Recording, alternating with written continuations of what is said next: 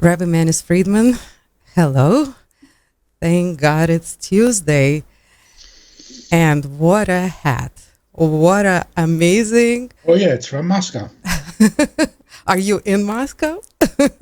Feels like it's cold like Moscow. It's not cold enough for me, but I like it just a tiny bit colder, but it's okay. It's the weather is not according to Anna, so it's all right. Yeah, a little for everybody. Yeah.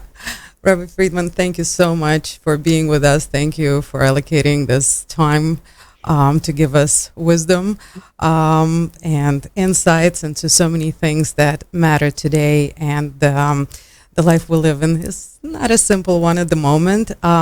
However, the topic that I would like to raise today is about emotions. I mean, if you look into I think everybody's favorite feature in the phone is those little emojis which express our feelings. So we have an emoji for absolutely every feeling that a person can possibly have. And this is how we express ourselves. This is how we relate to life. This is how we relate to each other. And this is all that life became about lately, or for a while now, is about the feelings that one has, and that is what identifies us, our lives, and everything we do. So, of course, especially lately, we have gone through a roller coaster of emotions, or still going through a roller coaster of emotions. Anger, despair, uncertainty, fears, so much. I mean, there's negative, there's positive, but especially the negative ones are a little bit overtaking the world because of the state of the world. So, of course, I think it would be very, very important to discuss today how to best deal with feelings, emotions that we are experiencing these days.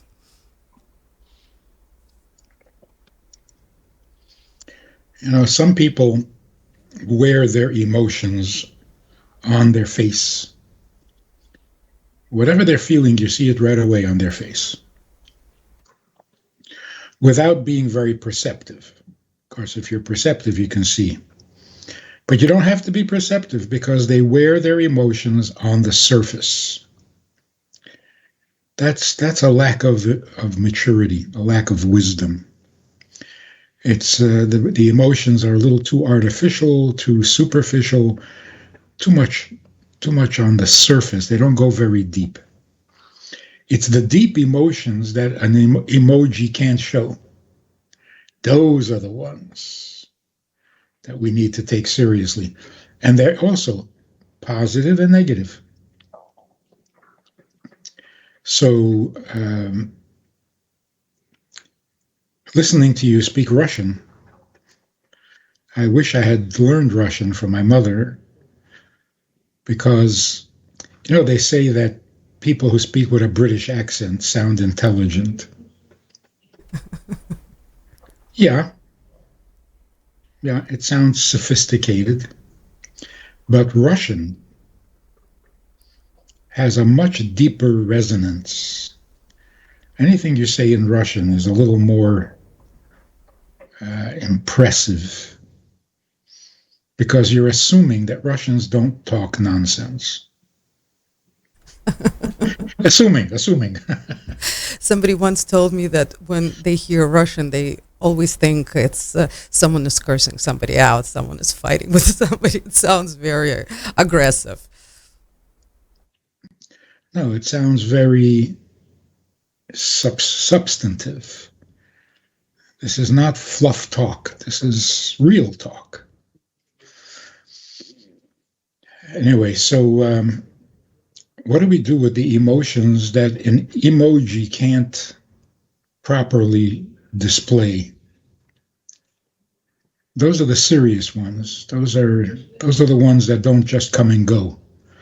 The ones that you see immediately on the face, 10 minutes later, it's been exchanged with some other feeling, and they just flit in and out. The one thing we need to be really aware of today the fear and the uncertainty. I mean, some people are taking full advantage of it, making sure that we are uncertain and fearful. But we knew already, and we've been talking about this for 2 years, you can't predict what's going to happen from today to tomorrow. So everything in life has now become like the weather. You cannot predict it. So stop trying. So the fact that we can't predict it is not frightening, and it's not a failure, and it's not a weakness on our part. The world is going through some adjustments, some realignment, and there is no way of knowing what's going to be tomorrow.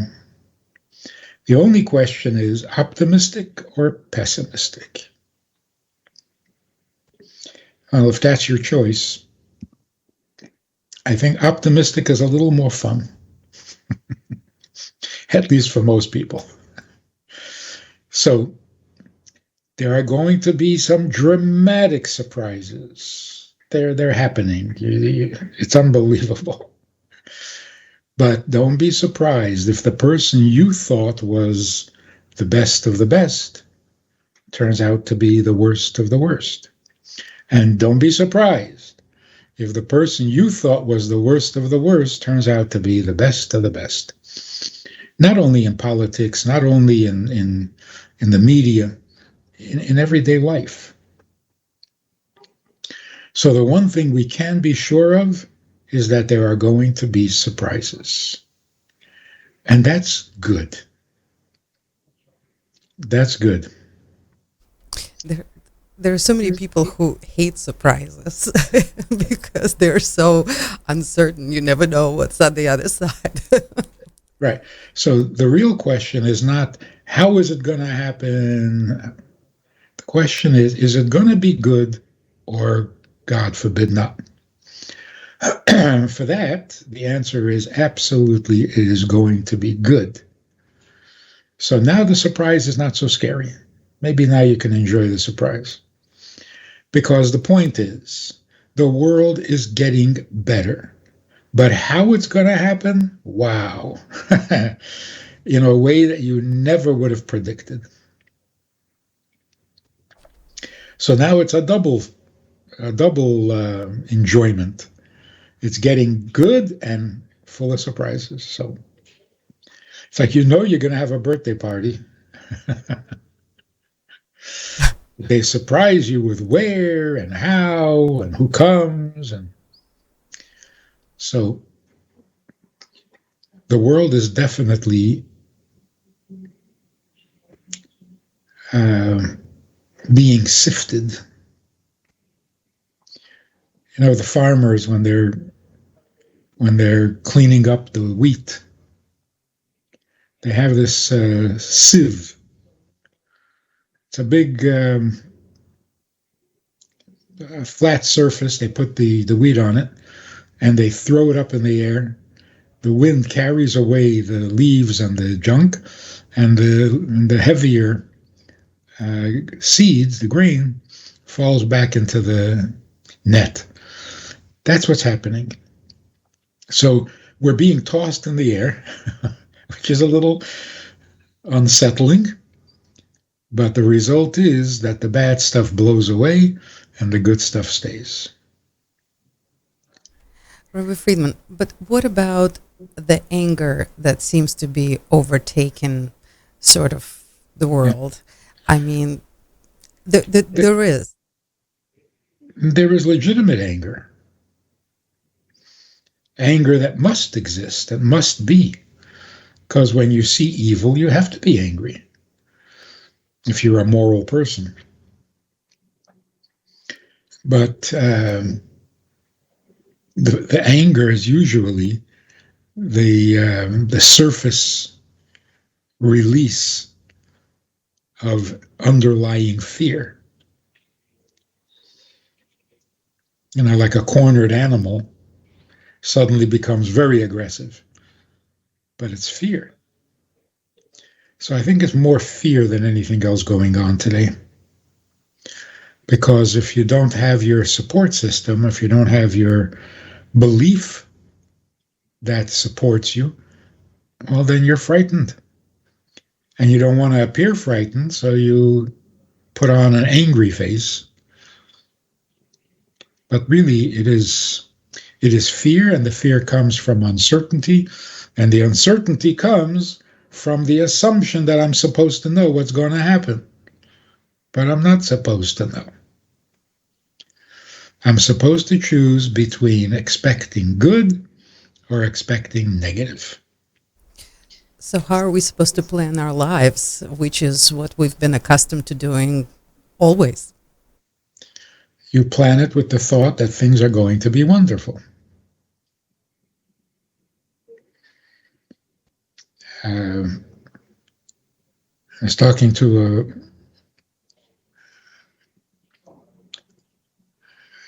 parents, mother and father, who have a child born with some serious problems. They haven't brought her home from hospital yet.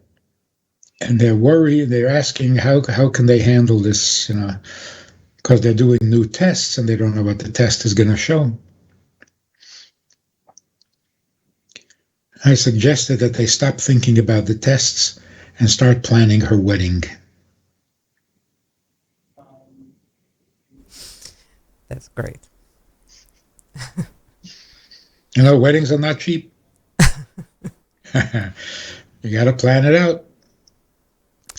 They have to start thinking, we're going to dance at her wedding. That's called optimistic.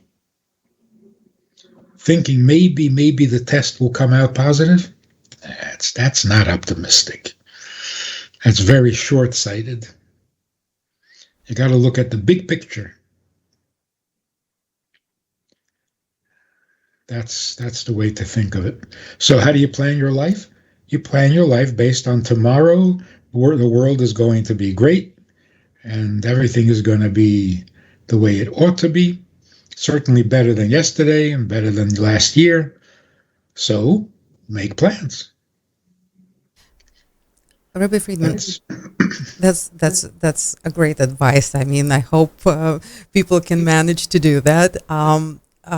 My question is still a little bit about anger, because anger is something that has been taking over pretty much the world lately. This is if I was going to describe any kind of feeling that dominates the world today, that would probably be anger. So my question would be, what would be the next logical emotion after anger? Well, you got to identify the anger itself, because there are so many different flavors, like 32 flavors of anger. I would call it more insecurity. There's such an insecurity in people today that it all comes out in angry tones. But you know that when a person is insecure, when they feel like they're caught, they get angry. But it's not angry, it's just aggressive. Because you need to protect yourself from your insecurity or uncertainty. So it's really showing the vulnerability of a human being. We are not in control of our lives. We are not in control of the world. We are not in control of nature. And we're certainly not in control of God's plan. Well, is that embarrassing? Is that threatening? Is that a failure on our part? Not at all. Just that we're not used to admitting that we're human. Well, it's time to admit it. So let's do what humans are good at and stop worrying about those things that humans are not meant to be good at and never were. So we're a little closer to being honest, to being real, to recognizing human limitations and human potential. we can cause a positive vibe to the world. We can bring in belief, trust, faith, optimism, enthusiasm for life, which is very necessary today. If you're really worried about negative feelings, it should be giving up on life. That is scary. And people are giving up on life because they feel so helpless. They were always helpless, but they never faced it. They never admitted it. So we have to be very clear. What can we do, which is amazing, and what can't we do because it's too amazing? But nothing is negative. Rabbi Friedman, but how can people flip their emotions? So they have this emotion, let's say, of fear. How do they flip fear and into enthusiasm, or what would be the opposite of fear? What would be? That's a good question. The thing is that we've always assumed that humility is a weakness. People who are humble are meek. It's not at all true. It's not at all true. The strongest people, I mean really strong, not just aggressive, violent, and destructive. The really strong people are humble people. Humble people can't be threatened because they're not in a protective mode. They're not looking out for number one.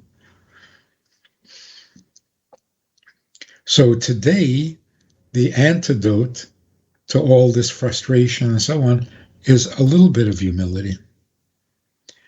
And humility doesn't mean make up something.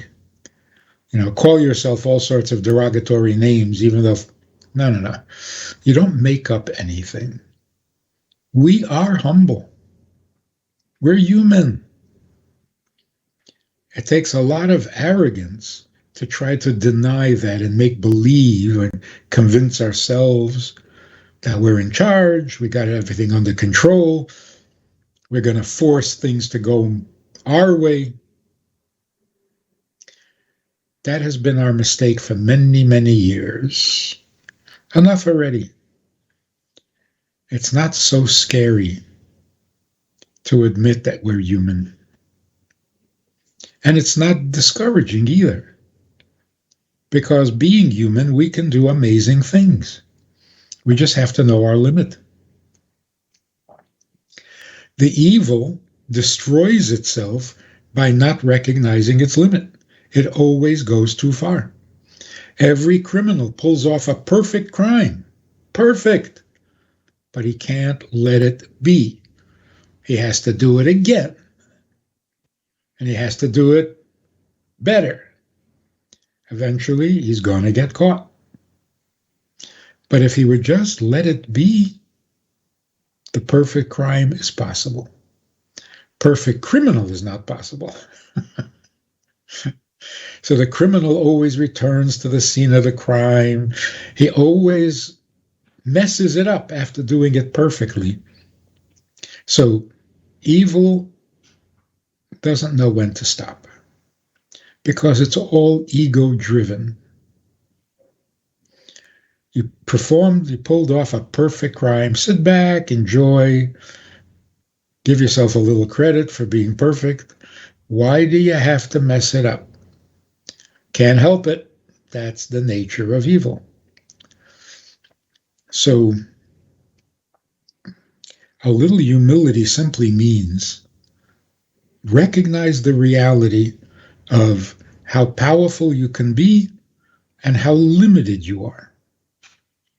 Both are true. And both are proper. It's not like it should be different. This is the right way. It's as it should be. If we let ourselves be as we should be, we could actually create a world that is as the world should be. But when we take on responsibility for things that are beyond our control and ignore those things that are within our control, then the whole world becomes that way because we are the world. We are the world. The way we go, that's how the world goes. Even nature is affected by our behavior. Rabbi Friedman, while we're on the topic of egos, I cannot not bring up last Sunday's Super Bowl, and the observation that absolutely everybody made is that in California, there is a definite mandate for all the children to wear masks in schools. Yet at the Super Bowl, none of the Hollywood elites, which is the California superstars, have been wearing masks. Where is the logic to it? What is this all about? Is this egos or is it something else? I mean, how do people come up with this kind of rules and positions in life? Well, we could say very simply, you're talking about Hollywood. In Hollywood, it is much more important to look good than to stay alive. Right? So, yeah, bring on the corona. I don't care. I have to look good. The makeup is on. I'm not going to hide it with a mask. Right? You could dismiss it that way. But the truth is, the masks is over. It's finished. That craziness is pretty much gone. Hanging on to it, and it just... Rabbi Friedman, but for some reason it's gone mostly everywhere except schools. And those who are least likely to suffer from it are the ones who are suffering from it the most. Again, who is coming up with all these rules, regulations, and what is this based on? It's, there's a little clip of a classroom in Israel where they took off the mandate. And the teacher announces they can take off their masks. And these kids rip those masks off so quickly and they throw it into the air like they're graduating college. They were so thrilled. And then they looked at each other and they never saw each other without a mask, for many of them. Say, oh, is that what you look like? I'm not your friend anymore.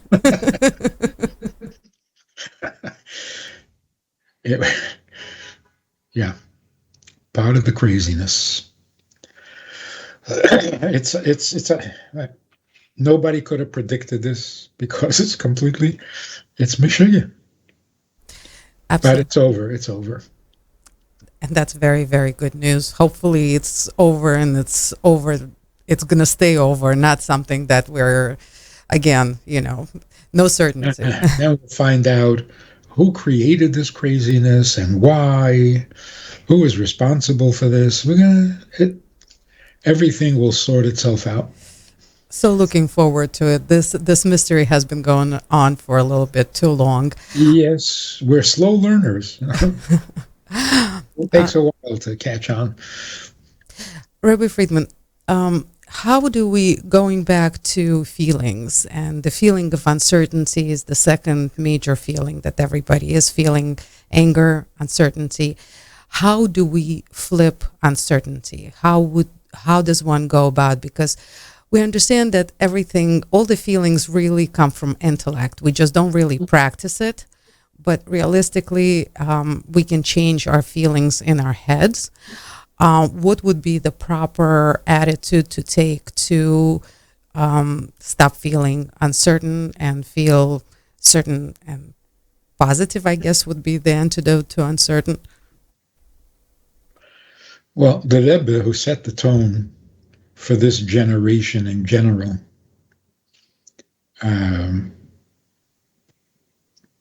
his overriding message for all the years that he was that he was bringing and teaching and writing. And the overriding message was, good stuff is happening.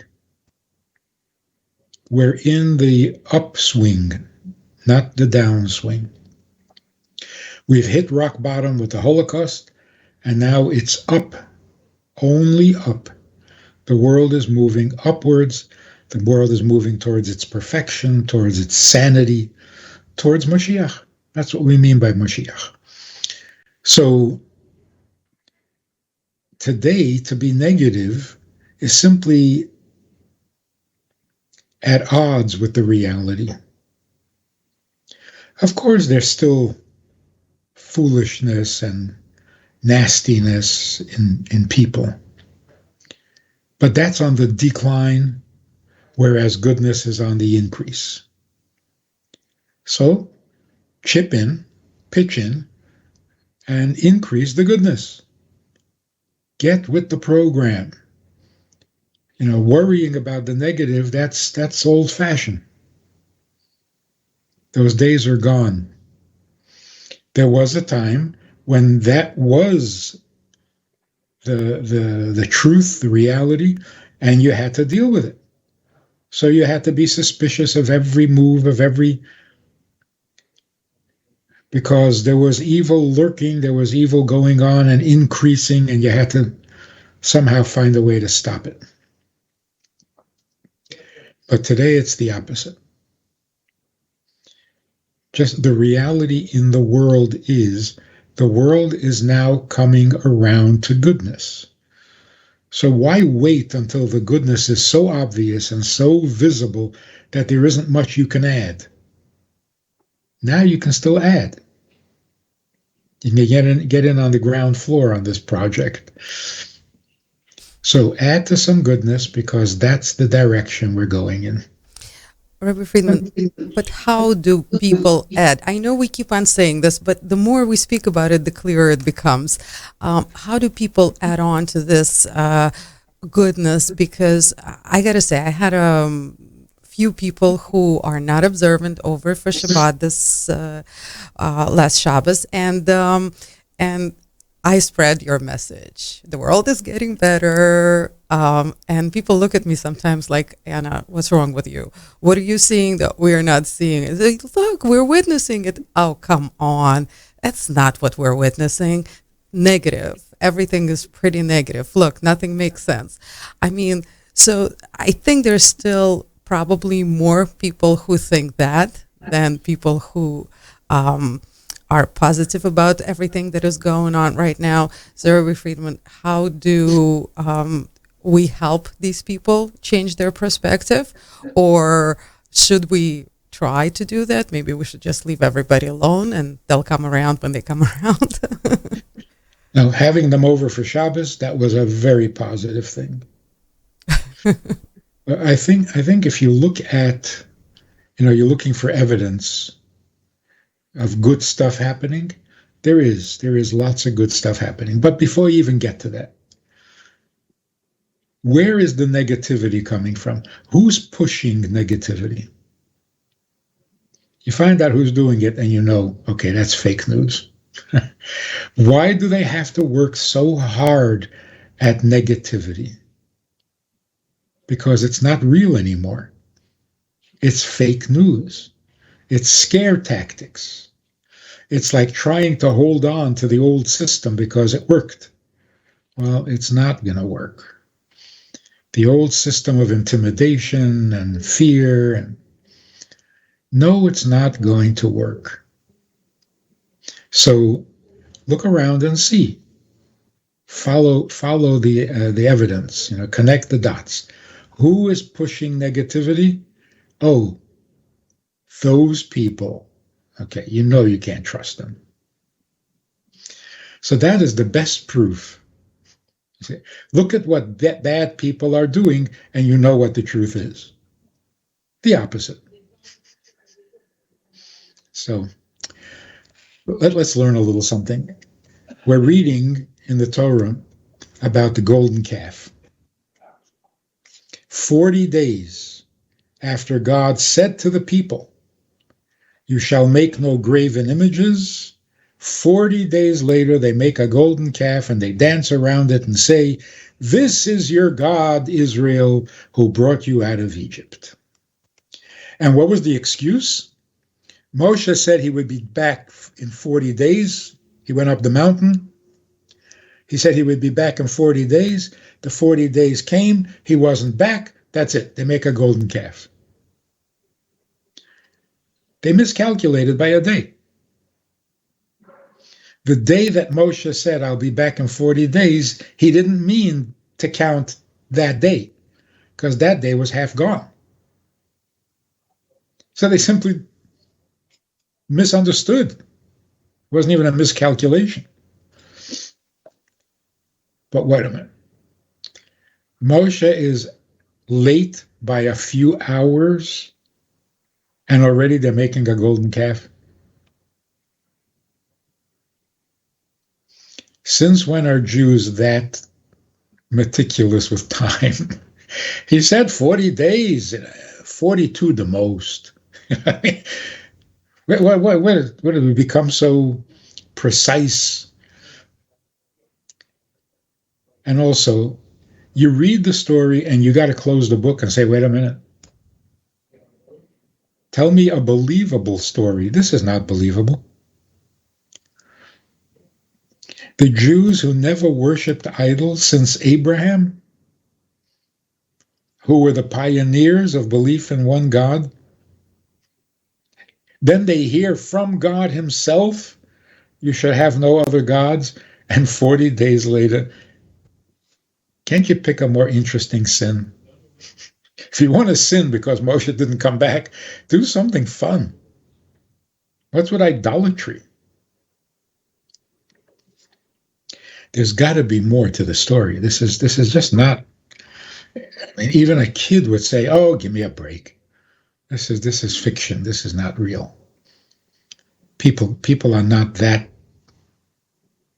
retarded. So here's the rest of the story. God came down to Mount Sinai and spoke to the people and said, "You want to know me? I need you to know me. So let me tell you about me. I'm a jealous God. I don't like when you serve other gods." We should have come away from that experience with an appreciation and an insight into who God is. But human nature being what it is, and the ego being what it is, I can imagine that there were so many people there at the time who were thinking, I am having the most incredible experience. I am standing at Mount Sinai. God is talking to me. This is incredible. Can't wait to tell my friends. My experience. Look at what I'm experiencing.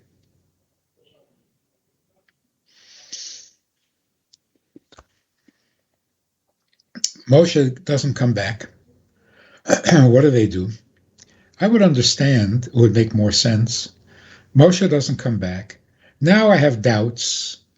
Was this whole thing real? Moshe must have died up there on the mountain. 40 days he hasn't eaten. He's not coming back. So the whole thing is not real. He wasn't talking to God. He was simply starving up there, and that's it. So now I'm not sure anything he said was true. It would make more sense if they decided that there is no God, forget about God, let's have a little fun, because what's the difference? But no. They create a graven image, and they proclaim, this is our God who took us out of Egypt. Will you stop with the God business?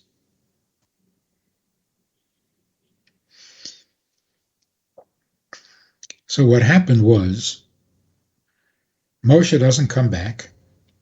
So the Jews thought, at least some of them,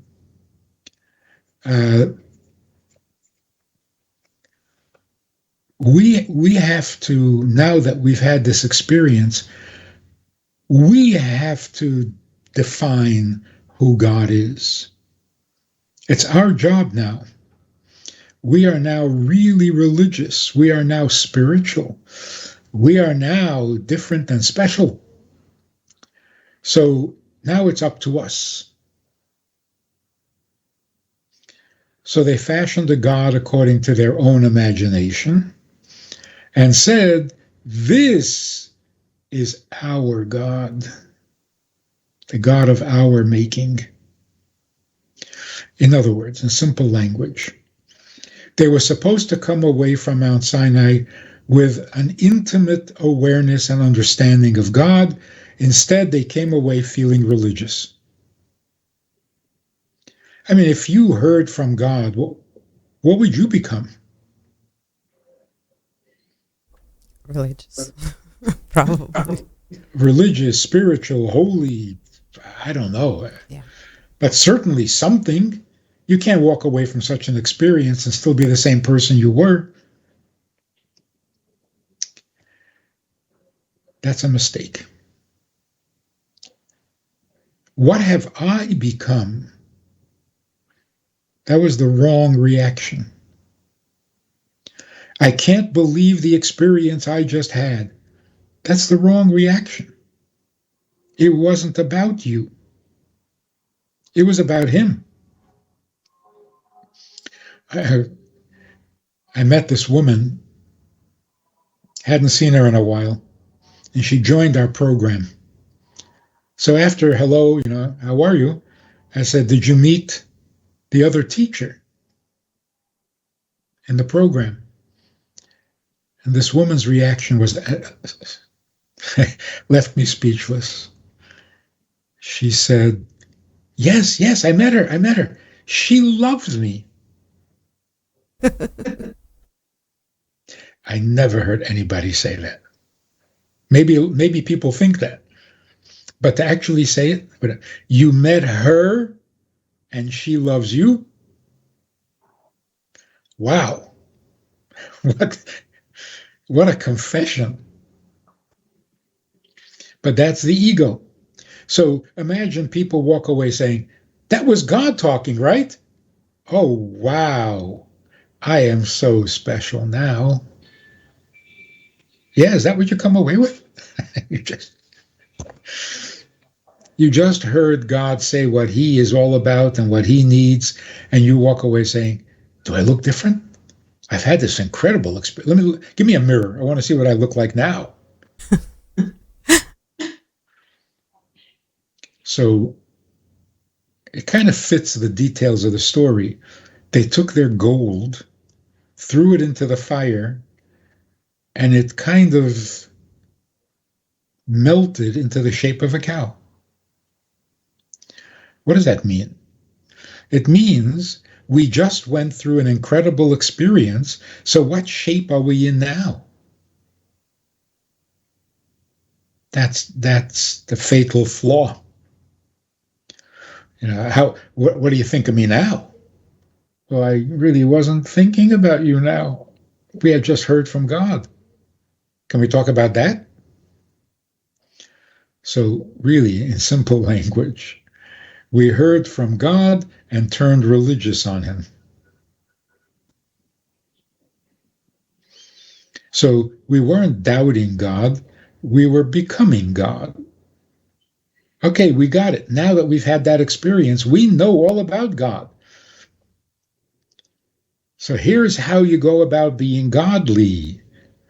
You throw your gold, which is your emotions, because gold and silver are love and fear. You throw your emotions into this fire of religiosity, and you come out looking like a cow.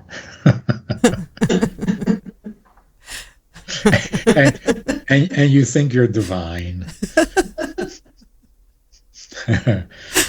So we got to be careful not to do that. Can you hear God speaking and not change?